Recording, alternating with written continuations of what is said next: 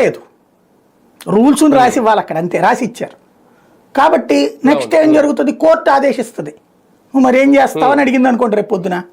ఇప్పుడు దీనికి సమాధానం రేపు పొద్దున నెక్స్ట్ వాయిదాలో జరుగుతుంది.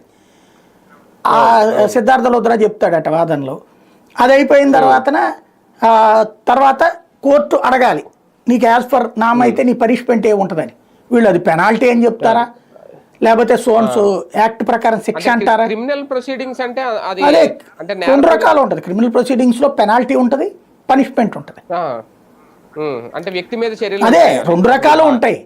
అందులో దీన్ని ఎలాగ చూస్తారు, వాస్తవంగా ఈ డబ్బులు ఎగ్గొట్టేస్తే జైలు కూడా అంటారు. అవును, డబ్బులు తిరిగి ఇచ్చేశారు కాబట్టి, నిబంధనలకు విరుద్ధంగా వ్యవహరించారు కాబట్టి పెనాల్టీ వరకే అవ్వచ్చు అనుకుంటున్నా నేను.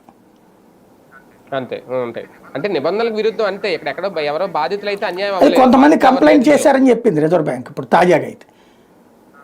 అది కాబట్టి ఆ ప్రాతిపదికన కోర్టు ఏం తీర్పు చెప్తుంది అనేది కొంత కన్ఫ్యూజన్ ఉంది అక్కడ. కొందరు బాధితులు ఉన్నారు అన్నటువంటి విషయాన్ని రిజర్వ్ బ్యాంక్ చెప్పింది అన్నది సాక్షి రాసింది, మనం చూడలేదు అది. అదే అదే అవును. అయితే బయటకు వచ్చి ఎవరు పోరాటాలు అయ్యి చేయలేదు కాబట్టి ఎవరికి తెలియదు ఒకవేళ నిజంగా ఉన్నారో లేదో. రైట్.